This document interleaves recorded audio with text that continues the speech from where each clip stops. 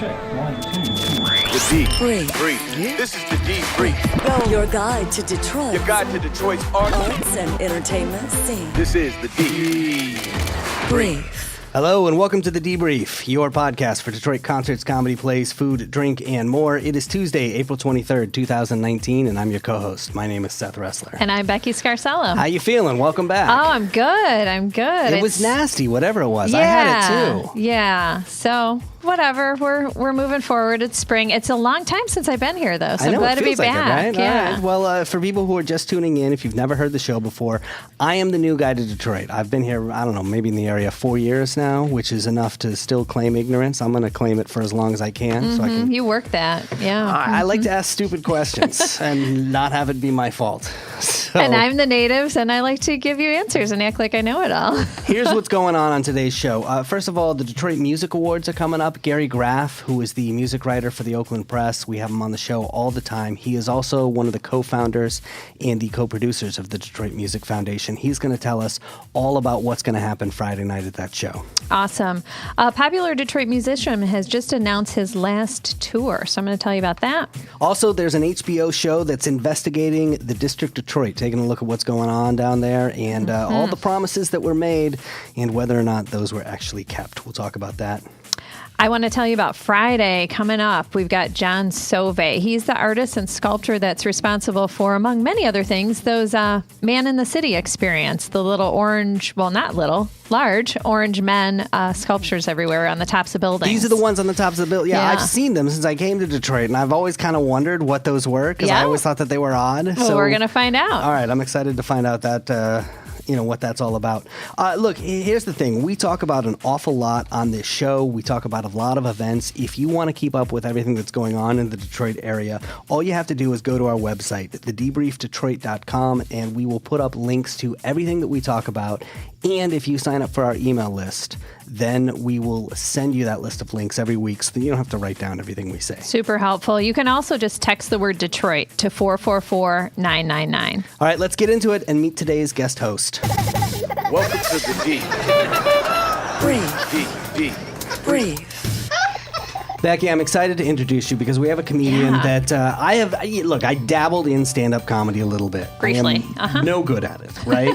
But I love seeing somebody who is really good at it. And this is a woman that I've seen, and she is hilarious. She's been doing it for a long time. I want to welcome to the show a woman who has appeared on BET's Comic View, TBS, HBO, NBC, and she's also performed for the troops overseas, Germany, Korea, Japan, things Wow. like that. Simply Shanell, welcome. Thank you. Glad to be here. Hello. You've been doing this for a long time now. Yes, Yeah. a long time. More than 2 decades, is that right? Yes, more than 2 decades. Wow. About 22, 23, going on 23 years. And still loving it? I love it. Yeah. I'm the best boss I've ever had. I know about that. Yeah. Yes. Well, before you were doing this, what were you doing and how did you get involved in comedy? Before doing comedy, I was a juvenile detention specialist with Wayne County for almost 18 years. That sounds like a pretty big transition. Yeah. What Yeah. did that involve? Yeah. That involved dealing with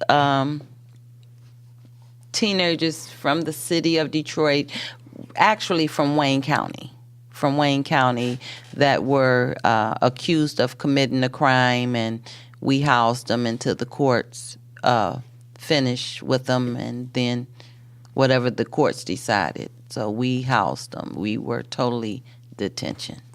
So how do you go from that to telling jokes on stage?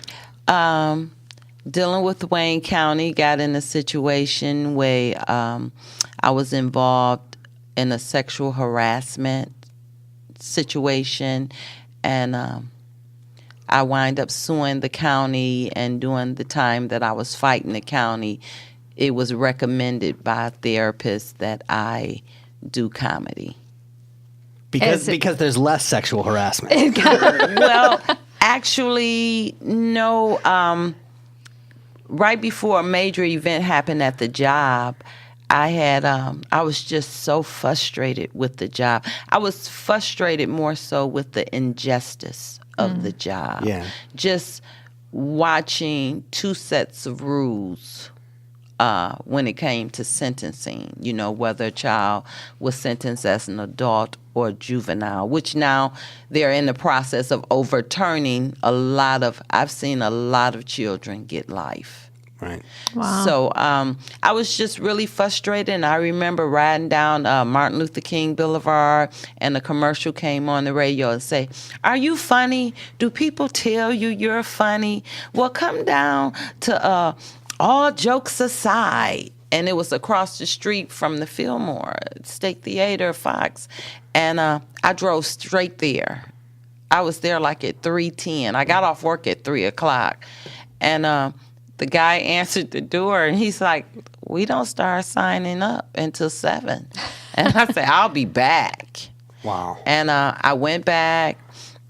I can't remember what I said initially, but it was, I can't remember her name, but it was a much older lady that was doing comedy as well. We called her Mama something. And we were upstairs, sitting, waiting for the show to start. And I said, "I don't know what I'm going to say." And she said, "Baby, open your mouth. Something going to come out." And she was right. She was so right. And I just remember how much tension it relieved on the first time. I could physically feel tension rolling off of me. And it was the most wonderful experience in the world. For the first several years of me doing comedy, it was all for therapy. Wow. Wow. It was all therapy. I would have a bad day. I would go get on stage and I would talk about department managers, supervisors, snitch coworkers. Supervisor, "You're late from your lunch break." It was so bad that I would go on my lunch break and be gone 2 hours. Yeah. And You then just didn't want to go back. What I would do, I would stop at the gas station and buy a can of Fix-A-Flat so it would be excused tardy. Yeah. Oh. Yeah. I learned so many secrets how to get out of work and not get rolled up. Somebody said once, and I remember thinking this because I remember being in a job that I hated, and they said when the highlight of your day is going to the bathroom and you just look for ways to spend Yeah. more time in Yes. there, You know you're in right, the wrong you're place. in the wrong place. Yeah. Right. So this was just relieving stress because you could go up on stage and kind of vent about your day in like a safe place because you were making it funny. They couldn't get you in trouble. Yeah. It was just, yeah.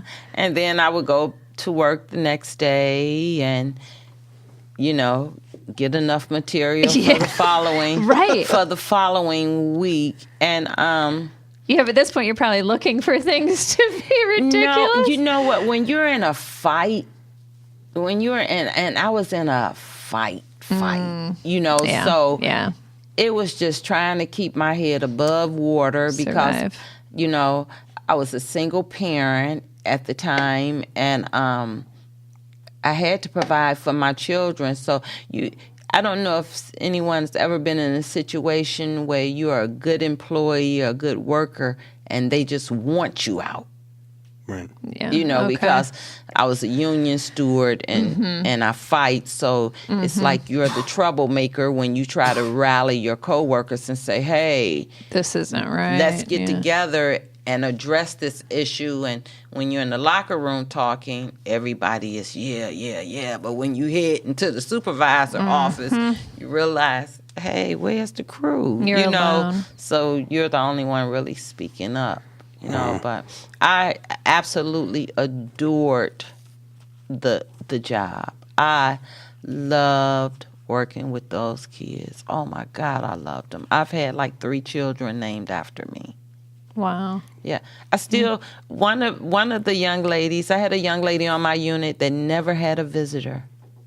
Never once had a visitor, and so when she left, I would ride to Kalamazoo because she could come home to her home, but her family didn't have a vehicle, so I would ride to Kalamazoo and pick her up and bring her and drop her off at her home and take her back on Sunday. Oh, wow. Yeah, and now she lives exactly 2 blocks around the corner from me. Oh, oh wow. Yeah, she just had Yeah. her first grandbaby. She lived 2 blocks away from me. Wow. Yeah. Full circle. Yeah. So, yeah. how do you find the funny In that, yeah. in all of this? Because that, I think that would surprise a lot of people. A lot of pain, a lot of. I don't necessarily find the funny in that situation. I find the funny in the ignorance of the children. Just the immaturity of it all. Like one of my coworkers on his unit, and he worked the murder rapist unit as well. And say one of the young men on the unit was speaking to another young man, say, "Man, you was on the news. I hope you got a good attorney," And the young man looked at him and said, "Man, this is some serious stuff. I have a lawyer." And that's a true story. That is 100% a true story. Wow. Just Right. at the Yeah. kid, Because you have kids who are finding themselves in very adult situations. Yeah. Right. and they're not ready for it, and they have no idea sometime until the last moment when they are being sentenced. Like, that's when they get the reality check, but it's too late. Yeah. The snitches get stitches where they won't tell, and now you find yourself in a situation where you are being sentenced, you believe because you're innocent and you didn't do it, that you're just going to walk out of the situation. Right. So you have people that's doing time for something they didn't do, or maybe they participated on a certain level, but because of this this prison mentality that's done made it to society, where snitches get stitches, you got children, locked up because they think that's the rule. And I try to tell them, snitches live in better neighborhoods. You can't be in my neighborhood and I see you climb through my neighbor window. Right. I'm telling. Right. I'm telling, because I know next time it'll be my window that you climb in. So we have to really change that, and I really don't know what we're going to do with the children, because they're overexposed to too much. Yeah. It's too much now, it's just too much. They're exposed to too much, and they're young. We think they're more adult than they are. Right. And when you say exposed to too much, is this the internet? Is this just television? Just access to all the stuff that's out there? Well, when I was growing up, all television stopped once they start singing that Star Spangled Banner. Right. Right. What we would do is we would turn to channel 56, because that was Canadian TV. Yes, and they had Benny Hill. Mm-hmm. But that was the only TV that was on. Kids, like, I didn't have my own room. I shared. I didn't have my own television. Yeah. We shared. Yeah. Let alone a phone or anything. Oh, my goodness. No way. Yeah, we, and actually my mother would tell us on a regular, put my clothes up. Well, why is they size 10? It was like, those are not your clothes. You didn't buy them. I let you wear them. But those are my clothes. So now kids, I think, I know I made the same mistake with my daughter. I always said, I grew up in a time when any adult could say anything to you. They couldn't wait for your parent to get home to run and tell, and basically stand there while you get disciplined, So, and I always felt, I remember one neighbor lied on me, and I had to be about 11, and I always promised myself, when I have a kid, I'm going to let them explain and talk. Well, I did that with my daughter. By the time she was 13, she wouldn't shut up. Seriously, she... Explaining everything. Yeah. And so... I have one like that as well. I realized my mistake. You know, I don't think that discipline should have been taken out of households.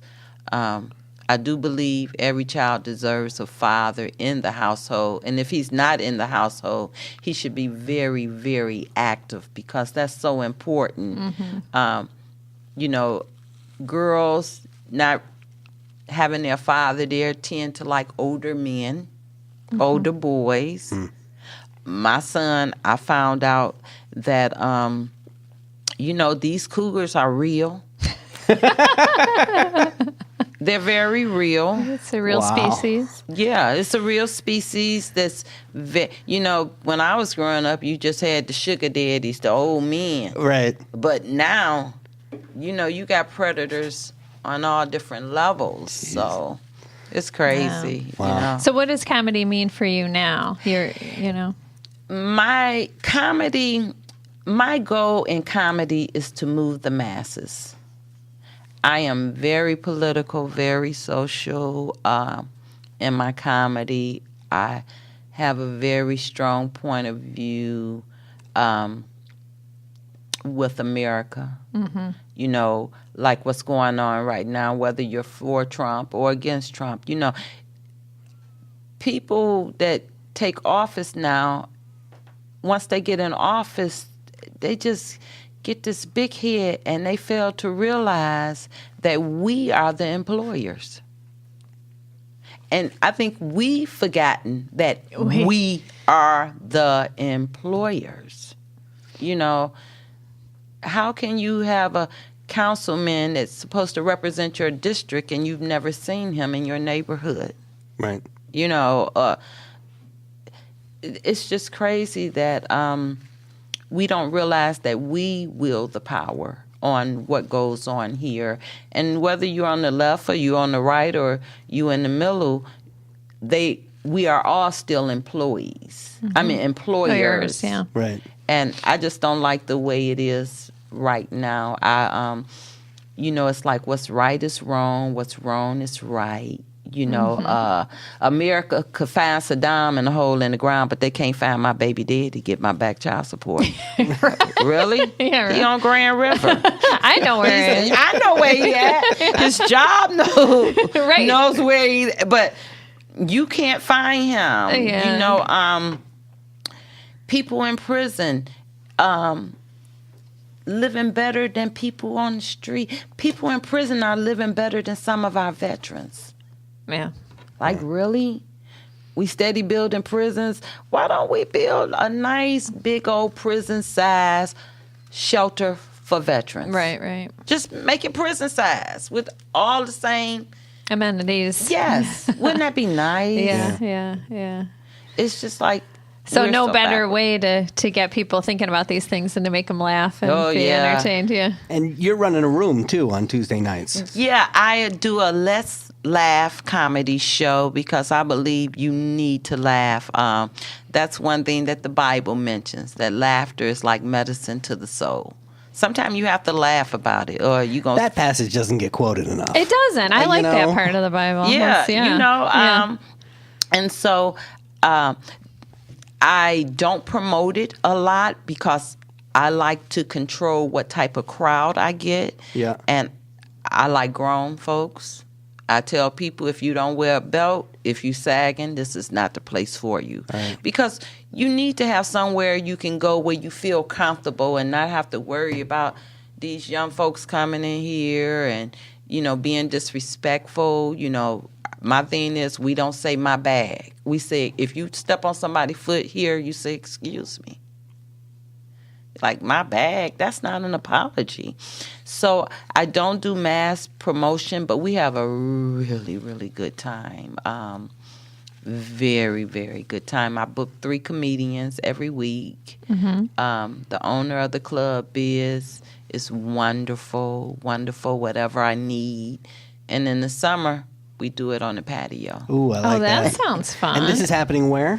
It's at the Ford Patio Bar and Grill, 18490 Ford Road and Southfield Freeway, in between the Red Robins and the Wendy's. All right. There you go. Well, look, Shanell, we're glad you're here. Hang out, have a good time, and we'll get into the show. Oh, okay. This is the D. Brave. All right, Becky. Let's start with music news. That's how we do it, right? Yeah. What's going on? Yeah, so some fresh news. The Motown 60, a Grammy tribute show, just aired on Now, Easter. You're from the area. You must be a Motown fan, I take it? Oh, yes. Who? Jackson 5. Okay. I want to be where you are. ABC. Yep. Yeah. So yeah, Motown, 60 years old, which is incredible. Barry Gordy's 89 years old.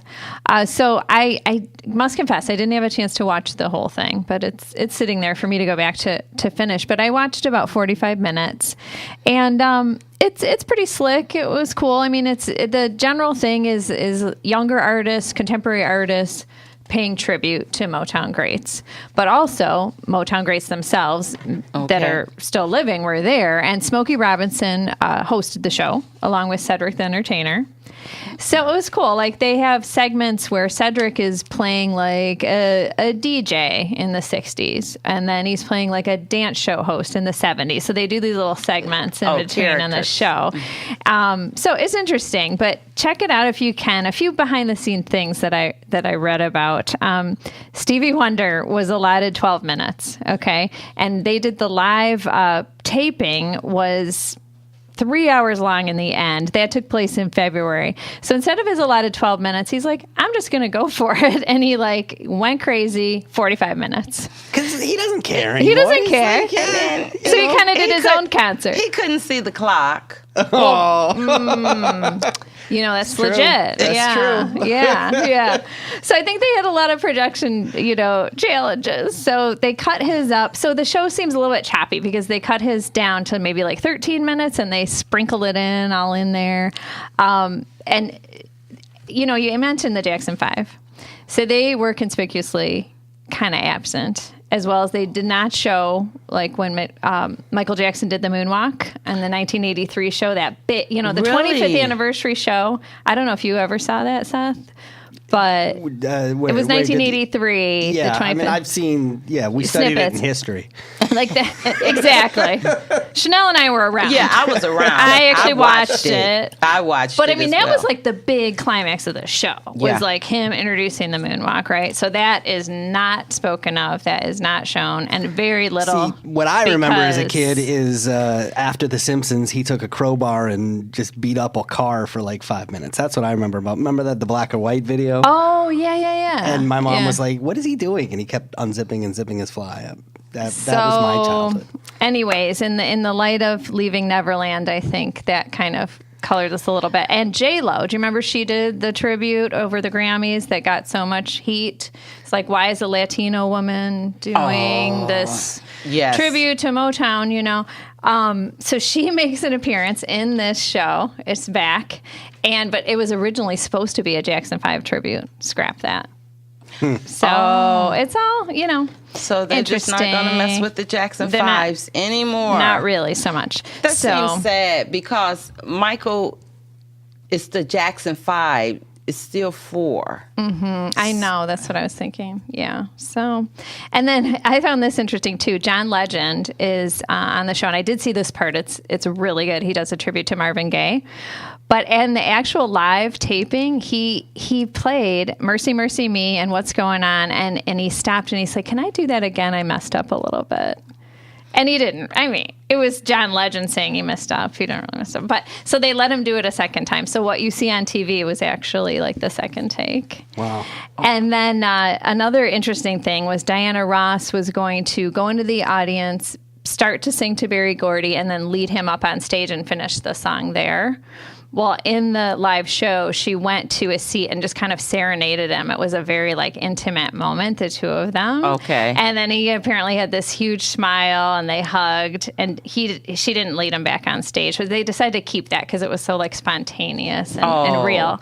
So that's interesting too, because a lot of the show does seem very slick, but that seems more personal. Can I ask a question? And I actually don't know this history. Yeah. Does Berry Gordy have a romantic history with any of the performers? Diana Ross. Oh, they do? Okay. Yes. Yeah, I didn't realize. Mm-hmm. Right. Yeah, and I don't think Diana was the only. Oh, I'm sure not. Yeah. That's the public one. Yeah. Right. Eventually public. But yeah, so I think if you're a Motown fan, you got to go check it out. Now, Shanell, you have grandkids, right? Yes. How old are they? Are they cartoon age? Like watching cartoons? Are they older? The than that? younger ones, they range in age from 4 to 17. So here's my plug. I don't know if you've Yeah. seen it, but it's on So Netflix. There is a cartoon called Motown Magic where they took a lot of every episode revolves around a song, and it's cartoon, and it's clearly based in Detroit, though they don't actually come out and say that. And this kid has a magic paintbrush, and he can paint, and he can go into other worlds, but it uses all the Motown music, and it's a really well done Pretty cartoon. fantastic. It's on Netflix? It's on Netflix. It's called Motown Magic. Yeah, check that out. I It's, am. It's really cool, and we do it. My girlfriend's got grandkids, And they love 6, it, right? And they love it. Yeah, Yeah. 6 and 2, and yeah. It's good stuff. So Okay. So, how do you feel about when people don't kind of celebrate where they're from? They sort of like forget where they're from. Does that make you respect them more or less? You know, that's what I a mean? loaded question. Yeah, I mean, you know what I mean, though. It's like You look at them side eye. right. Yeah. why? Who's? So a lot of people think this about Madonna, right? So she's, I consider her like a fair weather fan of Detroit. Detroit. So she's from she's the from area. Bay City and then Rochester Hills. Okay. but never sort of claim That's like not Detroit. Yeah, and she's distanced herself. So wait, not only is she not from Detroit, she's from the suburbs. But even then, she's not saying No. that she's from the. Does Not she sort claim of taking Michigan, pride. anything? No, when she first came out, it was kind of understood that she was supposed to be from Detroit. Yeah, because that was to her advantage Yeah. at the time. It was when her career was starting. Mm-hmm. Why? Because techno? Because Just the music history of Detroit. You Yeah, know just- Detroit, Motown, people right. not know it. Rochester. You don't know Rochester Hills. Yeah. Yeah. Yeah. But was she even saying that back then, though? I think so. Yeah. Or you know how it was too. It's like you're manufactured to a certain extent, and probably it was publicized like that. But once she Probably say got Metro big, Detroit yeah, area. yeah. But when she got big, she was not. I mean, she didn't tour here for years. Things like that. It was not like hometown pride at all. She was even quoted, and this was only 3 years ago. I miss absolutely nothing about growing up in Michigan. Nothing at all. Wow. Yeah, she Wow. said that to like Us Weekly magazine or Sound something. like she was bullied. Maybe. That sounds like yeah, she a little was different. bullied. Yeah, unique and amazing. You and- know all the signs, don't you? She Well, does. if you think about somewhere you don't want to remember, normally something It's bad. happens. Yeah. So I think though, once it kind of became like cooler to care about Detroit and contribute, and things are on the upswing. So she has matched donations recently. She gave to the Empowerment Plan.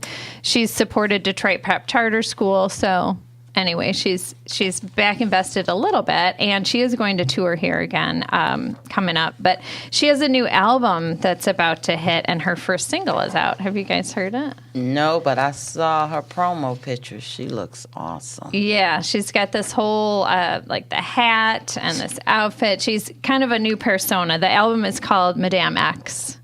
So you know how she's always sort of trying on different identities. So it's her first album in 4 years, I think. It comes out in June, but Medellin is out now, and it's she's always trying to keep up with the trends. It has this sort of ASMR feel. You know how we talked about that over the Super Bowl? You know what that this is? This is it's the thing that the sensory sound makes your tingles yeah. up your spine. Right. Oh, yeah. So the intro has that feel to it, and then it's mostly in Spanish. Actually, it's Spanish and English, and it's a That sounds like she's trying pretty hard. yeah. That's what I mean. Like she has a new boyfriend or something? Well, I don't know if this is her boyfriend, but she's collaborating with a famous Colombian singer, Maluma. So it's a duet between the two of them.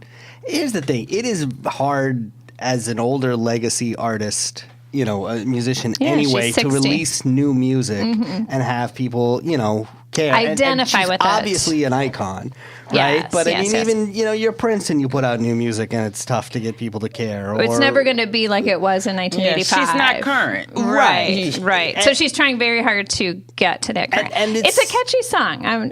I don't want to hate on it because it's Well, I'm not hating on it, but no, I know it's you're not. hard, very and I hard. think it's harder in certain genres than others. Yeah, you you know? got Taylor, you got Taylor Swift. You have so Right. many I mean, Eminem's getting pushed back for being an older artist these it's days. It's just kind of, yeah. That makes me feel old. Me you can't too. push Eminem back. Right. I think less so these days, He can hold though. his own, but He can hold come his on, own. Eminem at 60 is going to be...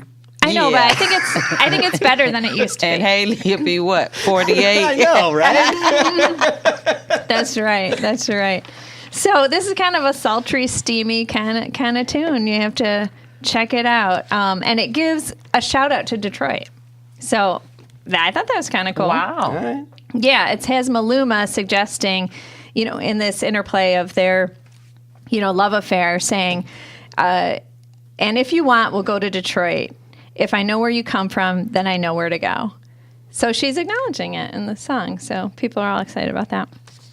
So I have some concert picks for you coming up.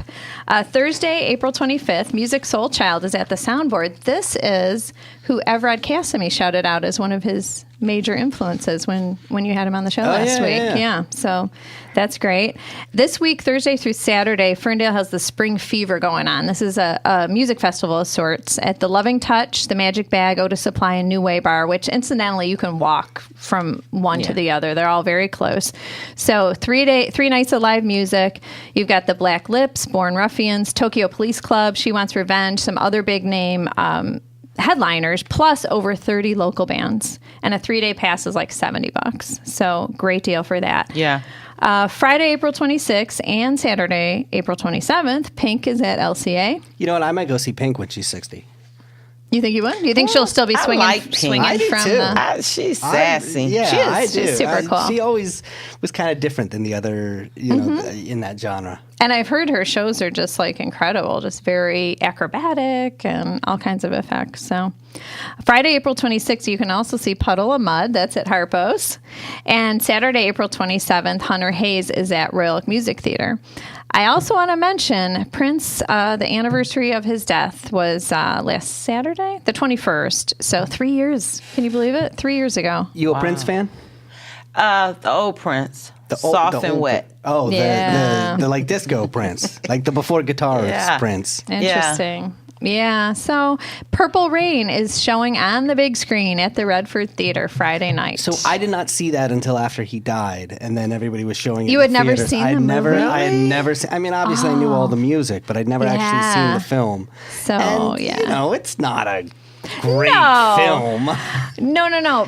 But It's that not takes like a- not seeing Casablanca. I But mean, that takes away from it because I saw it as a teenager and I was Yes. like, whoa. Yeah. When he was at the height. So it's different. You didn't Yeah. have that memory to go back to, but I did see it at Redford with a few girlfriends like right after he passed away. So they're redoing that. One night only, tickets in advance, and dress up. Purple. Yeah. I wanted to tell you about a couple shows that are on sale, too, you might want to look into. Grace Jones. She's coming to the Masonic Temple July 1st. October 1990 was the last time she played in Detroit, and that was at Clubland, which is the former, used to be the Fillmore. It's the Fillmore now. Yeah. She's almost 71 years old, so check her out, on sale now. Also, George Clinton, who is 77, he's announced that he'll play one last time in Detroit. this is the geriatric music segment. It is. Yeah, that's what I'm you know wondering. what? Mad props to them. I mean, that's pretty sweet. So, Parliament Funkadelic Farewells Tour. They're naming it Getting Down Just for the Funk of It. They'll be at Michigan Lottery Amphitheater, that Freedom Hill in Sterling Heights on June 20th. That should be nice. All right, coming up in just a few, there's a Michigander, and she's going into space. We'll tell you about it. Keep up with us. The D. Download our mobile app. The D. Free. All right, Becky Shanell, Gary Graff, friend of the show. He Sure. is the music writer for the Oakland Press. We have him on all the time to talk about music. He is also one of the co-founders and co-producers of the Detroit Music Awards. This is the 28th annual event. They're doing it, almost 3 decades. Yeah, that's a lot. Yeah. Yeah, I mean that's before you started comedy. Like Yes. they've been doing it for a long time. It's happening Friday the 26th at the Fillmore. Now, I know I've never been. You went last year. Yeah, I presented. I got to present an award on the stage, which was super cool. I'm sad I'm going to be out of town. I think I would have been able to do it again, but I'll be out of town this weekend. So how, because she was talking about what she was going to wear for it forever. Oh, okay. Yeah, It was like a 6-week ramp up. It was. It was your Oscars. Right. Yeah. I don't get out much, so it was a big deal. All right. So I asked Gary what happens at the awards show, and here's what he said. Basically, if you can imagine Detroit's version of the Grammy Awards, it's the same thing. We present awards, we have performances interspersed throughout the show, tears, laughter, the whole gamut. But it's an award show, and it's set up that way. The awards themselves are chosen by members of the Detroit music community, professional members, so musicians, producers, media, club owners, everybody you would expect to come under that umbrella. And so there's a lot of credibility there. It's a democratic vote, no manipulation, it's straight up, and it's fun to watch every year. This year, I'm pleased to say we had one of our highest gross turnouts ever in terms of number of voters, and then also our highest ever percentage of voter return. So more people in our voting database actually cast votes than we ever have before. I have a question. What happened to America that now when we say, oh, there's voting, but it's legit, we have to put that disclaimer on it? Of course, you have to. Yeah, you do. It's not just a blanket statement anymore. No, it used to be assumed. But so that's how it's all coming together. Do you have any favorite local bands? I love the 313 band, and it's another band that I really enjoy. I like most of the bands that play at Nancy Whiskey's. Is that your hangout? Is that your spot? Great spot. That's my spot to go to where no one knows my name. You don't have to be a public performer on stage. No, right. That's gonna be you free. Feel like dancing. You get up and dance. I've been going to Nancy Whiskey's over 30 years. That's awesome. Nice. Yeah. So, well, look, I asked Gary who's performing this year. Here's what he said. We try to be as diverse as we can while also be very cognizant of what's happening in the city. So we have Frankie Ballard, who's a country singer, national country singer, and he's actually from Battle Creek, but Detroit is kind of a second home, and he loves it. He has a big history with the Fillmore itself as well as Detroit. Mike Skill of the Romantics has put together a band that'll have a couple of his Romantics bandmates in it, as well as some friends from the metro area. So we're really looking forward to see what they've put together. Mike's done some really, really good solo work in addition to the Romantics. John Sinclair, who's one of this year's Distinguished Achievement Award recipients, will perform with his Blues Scholars.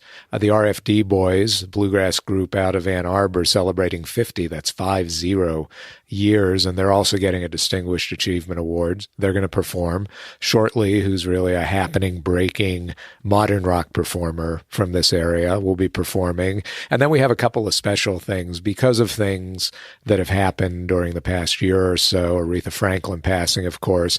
We got Carl B. Phillips, a great gospel artist from Ferndale, and he put together a gospel tribute to Aretha Franklin. Everybody's doing Aretha tributes. We wanted to go on the gospel side. And then the Mosaic Youth Theater will be doing a special presentation to celebrate Motown Records' 60th anniversary. A lot of big things happening in Detroit music this year. Yeah. The Motown, or the Mosaic Youth Theater is doing Motown is just going to be incredible. It's going to be awesome. Those kids are nuts. And, John Sinclair, too, he may get some kind of award for helping to make weed legal. Like he's the originator of that. He really is. That's deserving of an award, I think. If you want to credit somebody, that would be him. Well, look, there's a couple of special awards that they do every year, and Gary mentioned some of them there. This year, they've got a Special Achievement Award winner, and he told me a little bit about that. We also do every year a Special Achievement Award. This year, that's going to Big City Rhythm and Blues Magazine and its publisher, Robert Jr. Whitehall. And that's just a magazine he's been doing for 30-some years now, maybe even longer. And it's worldwide. I mean, he takes the Detroit blues scene and blows it up for people all over the country and all over the world. So that's a Special Achievement Award. So the awards are happening on Friday the 26th. It's going down at the Fillmore. It's the 28th Annual Detroit Music Awards. And if you want to hear my entire conversation with Gary, we've already put that in our mobile app. So just go download our mobile app. You can hear it and get ready for the awards and know everything you need to know heading into that event. The D. Breathe. All right, Shanell, we got to do a little plug here because the first thing that you said to us when you came in, you said, I've been thinking about doing a podcast, or people have been telling me that I should do a podcast, Yes. right? Have you seriously, have you given it some thought? Yes, but I don't know anything about a podcast. It's like it writes itself, I doesn't know, it? I know.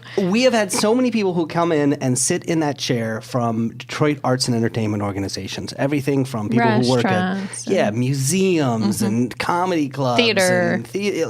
and they all say the same thing. We've been thinking about doing a podcast, but we don't know where to start. And podcasts are such a perfect medium, especially if it's somebody like yourself who has a fan base, right? And and Lots has of fans stories. out there, but maybe those fans only see you every so often, or come into your museum every so often, or go to your restaurant every so often. This is a great way to stay top of mind, to communicate with them, to deepen that relationship, to just really blow it up. So we are now doing that. We've launched Michigan Podcast Productions. If you want help getting a podcast off the ground, just contact us or go over to the website, MichiganPodcastProductions.com. I've been blogging there with all sorts of tips. Lots of good info. Because I've been podcasting for almost 9 years now, and I love this space. I have a background in commercial radio. It's what I love doing, and podcasting is so exciting right now. There's so many interesting things happening. But it's nice to know somebody who's gone through the trial and error and can Yes, lots of trial, point you. lots of error. Yeah, point you in the right directions. Yeah. You got to practice your craft, right? You know that. Yes, so true. So go check it out, MichiganPodcastProductions.com. What is Planet Ant? I'm the editor for Eater Detroit. The restaurant critic for the Detroit Free Press. Caretaker of Say Nice Things About Detroit. The Detroit Symphony Orchestra. Detroit Art Week. WDET 1019. The Detroit Public Theater. You're listening And you're listen, blah, blah, blah. to the debrief or the debrief? To the debrief. I said the name wrong. Okay, let me try that one more time. The debrief. The debrief. The debrief. I'm so sorry. All right, Becky, any news stories catch your eye this week? Yeah. So it has to do with space. I don't know. How do you feel about space travel? Either of you? No, I'm not interested. It's a hard no from Shanell. You All never right. wanted to be an astronaut as a kid? You never looked up and went, No, I'll just get on that Delta airline and Stay within. Yes. Yeah. I'm the same way. Really? No interest? I had a friend growing up, my best friend living down the street. In fact, I just had drinks with him out in L.A. recently.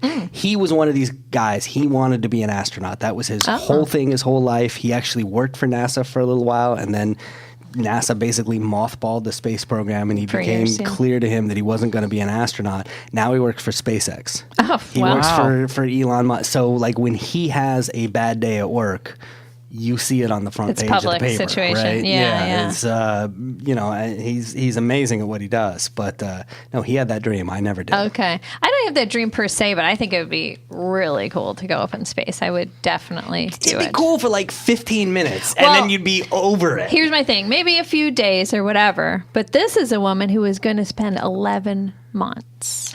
International Space Station. No way. I know. No way. And she went up there not knowing how long it was going to be. So this is Christina Cooke. She's 40 years old. She's from Michigan, Grand Rapids area. Oh, Yeah. good. I Girl know. power. Exactly. And here's the thing. She's set to break the record for any female for the longest time in space. So she won't quite match the male record that's held by Scott Kelly. He spent 340 days up in space. She's there now. She'll stay till February. It's going to equal 328 days. But she is going to break the record of 280 days, which was the previous for a female retired astronaut, Peggy Whitson. So Christina is thrilled. Okay, she's an electrical engineer. She's been an astronaut since 2013. When she got word that NASA was extending her assignment, she's like, this is awesome. I'd just like to point out 328 days is longer than most of my relationships. I've had jobs that haven't lasted 328 days. That is sad.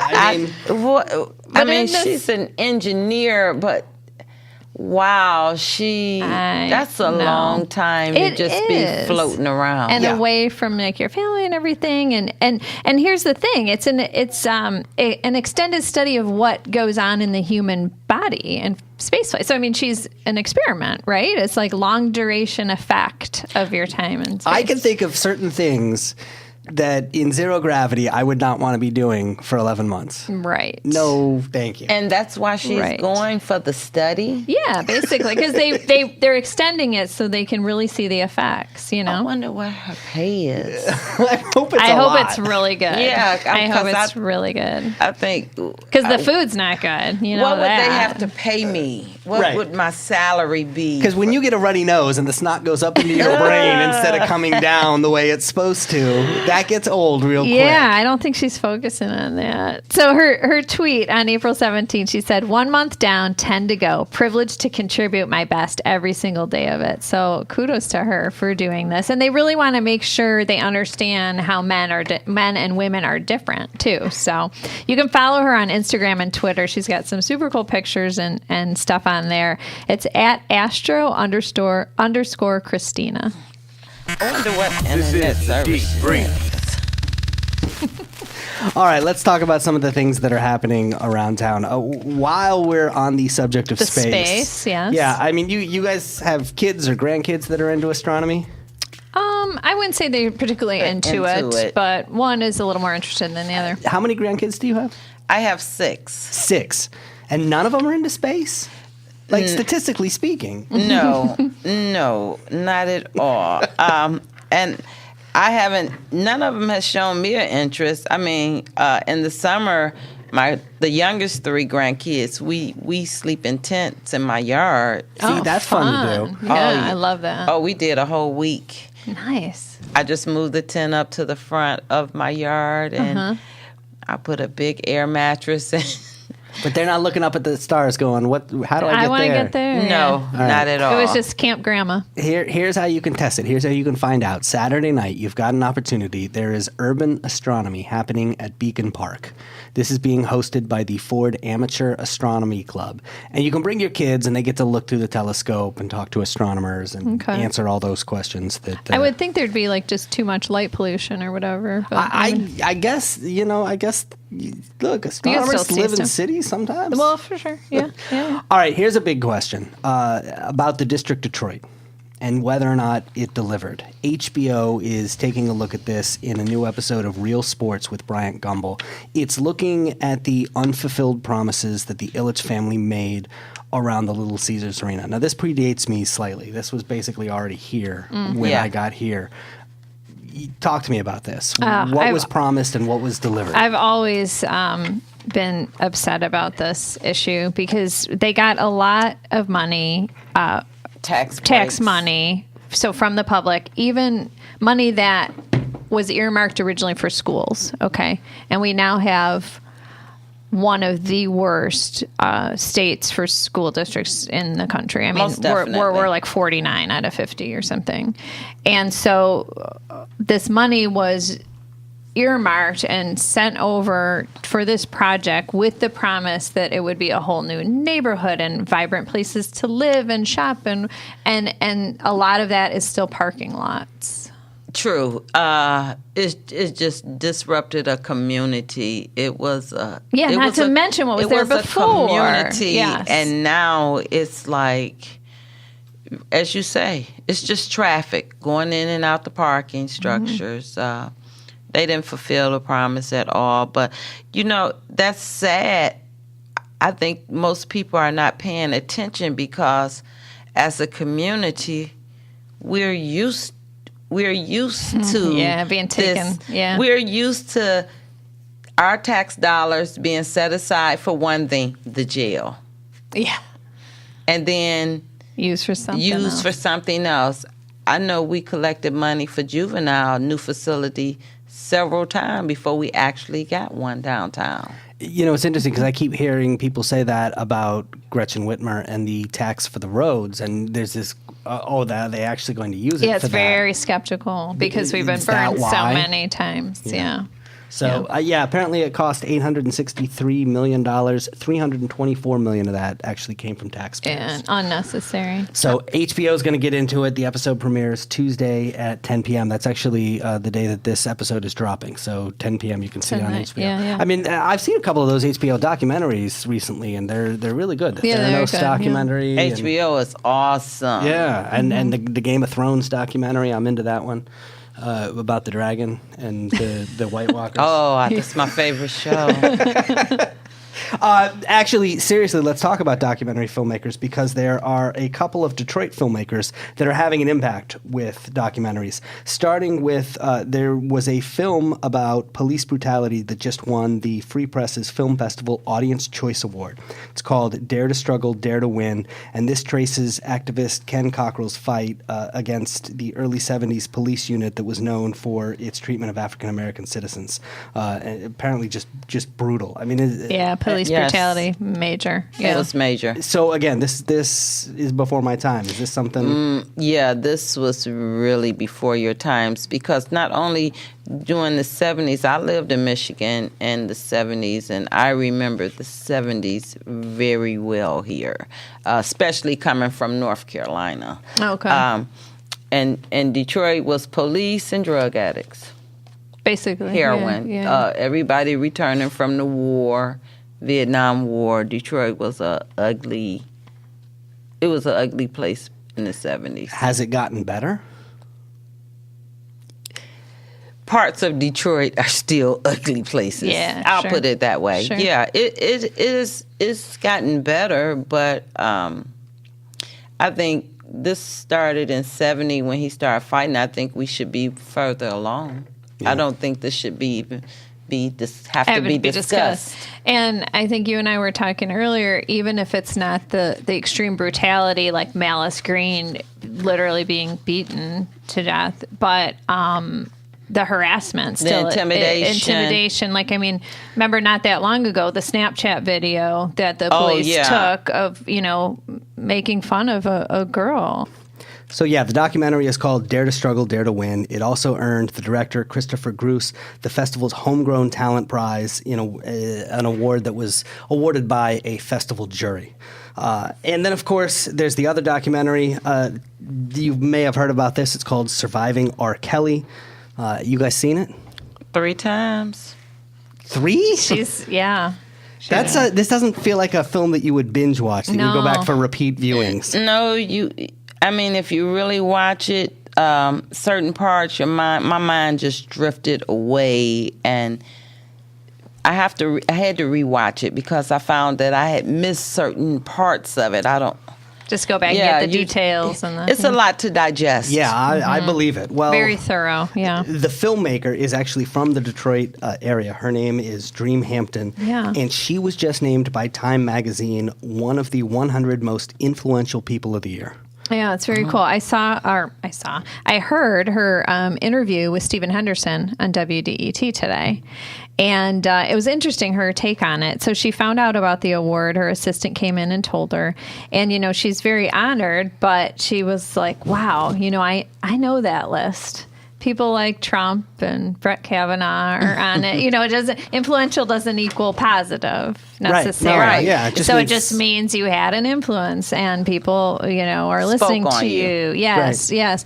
So she was talking all about that, and like, what if people think about Brett Kavanaugh if he would have handled the situation differently? Like, hey, maybe I didn't remember that, and been in a different perspective or frame of mind. And so it made her think about how she'll react to this and what she'll do with the platform sort of thing. And she doesn't like to be in the public eye, so it makes her I will say nervous. there is no Brett Kavanaugh film that I'm going to watch 3 times. No. That's not going to happen. No, even if Dream made it. I had no idea she was from Detroit. Yeah. I'm honored to know that she's from Detroit. I know. So, and you know how they do this list is that they go get somebody else who has had a significant impact, and they have them write a little introduction blurb for you. So the actual founder of the Me Too movement was the one who wrote her blurb. So a couple of other things that I want to let you know about going on around town. On Friday, the 26th, you've got Trevor Noah at the Fox Theater. Either of you fans? Yes. Yeah, I would love to see him. I'm listening to his audiobook right now. It's fascinating. Saturday, the 27th, you've got Chelsea Handler. She's going to be at the Fillmore. The Punchline. Have you performed there? Yes. Yes, I performed at the Punchline. This is over in Southfield. This is a nice room. We've seen a couple shows there. They are launching a clean comedy brunch with Mike Bonner and friends for the first time this to Sunday. them. Yeah, Nice. So you do a lot of clean comedy Yes, too, right? yes, I love clean comedy. That pays the bills. Right. You can be in front of a lot of different audiences, right? You know, and you have to be more creative. Absolutely. You can't More just rely creative on the F fallbacks. Yeah. Yeah. Yeah. And finally, going on this weekend, there is All Together Now. This is a festival of short films as well as a multimedia presentation with art and music. It is happening at the Annex Gallery in Highland Park, and there's a number of Detroit filmmakers with short films that are going to be a part of this that's as well. actually the spot that's the 333 Midland Street Gallery that we've interviewed them before, and there's going to be multidisciplinary thing. So there's going to be visual art and music as well, a whole weekend of all kinds of entertainment. This is the D. Detroit. This is the D. Brief. All right, there it is. See, you could do a podcast. Easy, See, right? It's not too hard. Because we're running all the technical stuff, Right. and all you have to do is chit chat. It's There fun. you go. Speaking of technical stuff, we've got a mobile app. You should go download it. We have it for Apple or for Android. But there's bonus episodes in there, including, for example, Mark Ridley we did an interview with. Oh, wow. Yeah, and he this is tells the good. story of Tim Allen coming in and performing for the very first time in his club and stuff like that. So you can find those bonus interviews in the app. Go check it out. You can also listen to the debrief on your Amazon Echo. Just say, Alexa, enable the debrief podcast. And on Friday, we have John Sauve. He is the man behind the Man in the City experience. These are all these orange dudes that are hanging out on top of buildings, the little sculptures that you've And seen. a bunch of other art he's done too. Fascinating guy. Let's do shout outs before we get out of here. Becky, anybody you want to shout out? Well, I would like to shout out my own company, Feet on the Street Tours, because we have introduced a new tour. So, we do the strolling brunch tours of Eastern Market. We've just started strolling brunch tours of Capitol Park. The first one's on May 5th. That's already sold out, but I think I have about 8 dates up there now. You can find out more on Facebook or my website, enjoythed.com. And it's Capitol Park's a fascinating part of downtown and such rich history. I mean, it's called that because it was Michigan's first capital. So we take you around, show you lots of fun facts and everything that's going on new too, including 4 or 5 new eateries with some good snacks. All right, very cool. Chanel, anybody you want to shout out? Yes, Kip Fowler of Good Helpers Heating and Cooling. He's a sponsor of my comedy room on Tuesday, but he also sponsors a lot of live entertainment. So just want to let him know we appreciate him. And tell us again where your Tuesday night room is. Ford Patio Bar and Grill, 18490 Ford Road. That's just west of Sawfield Freeway, in between the Wendy's and Red Robin's. Cool. And finally, I want to give a shout out to Eminem. We talked about him earlier, but he is 11 years sober. So congratulations to him. So, and thanks also to Gary Graff of the Detroit Music Foundation. They've got the big Detroit Music Awards happening on Friday night, so go check it out. And thank you, Chanel. We're so excited to have you on the show. You. This was Yeah, great. it's We'll fun. have you back again tomorrow. Until then, Detroit's moving. Keep up. The D Brief. Your guide to Detroit's arts and entertainment scene.